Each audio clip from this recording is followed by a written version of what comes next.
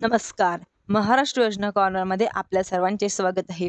आजच्या व्हिडिओच्या माध्यमातून आपण बघणार आहोत की पीएम किसान सन्मान निधी योजनेच्या पुढील अर्थात म्हणजेच की योजनेचा 23वा हप्ता कधी येणार आहे व नमो शेतकरीचा पुढील हप्ता खात्यांमध्ये क्रेडिट केला जाणार होता. परंतु अनेक सारे प्रश्न हे शेतकऱ्यांच्या मनांमध्ये विचारले जात आहे.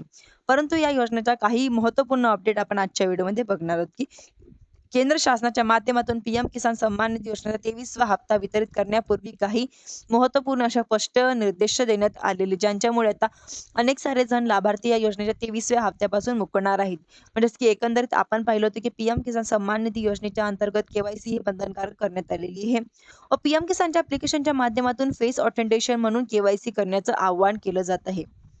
मे महिन्याच्या एंडपर्यंत जास्तीत जास्त शेतकऱ्यांनी आपली केवायसी पूर्ण करावी, अन्यथा 23व्या हप्त्यापासून हे शेतकरी मुक्त राहतील. म्हणजेच की प्रकारचे स्पष्ट निर्देश या ठिकाणी देण्यात आले आहे की म्हणजेच की त्या शेतकऱ्यांची ई-केवायसी करणं शक्य नाही, असेच शेतकरी यांच्यामध्ये बाकी राहिल्याची शक्यता वर्तवण्यात येत आहे.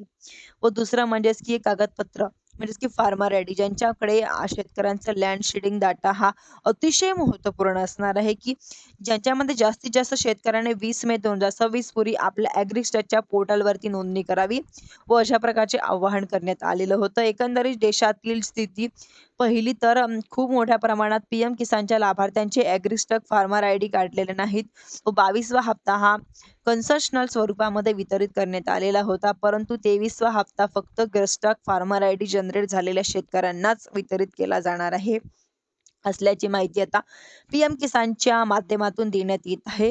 अर्थात की मे महिन्यांमध्ये एंडपर्यंत आणखीन सुद्धा उर्वरित असलेल्या शेतकऱ्यांनी ॲग्रिस्टॅकच्या पोर्टलवरती आपल्याला फार्मर आयडीसाठी नोंदणी करावी, अशा प्रकारचे आव्हान या ठिकाणी वेळोवेळी या ठिकाणी देण्यात येत आहे. धन्यवाद.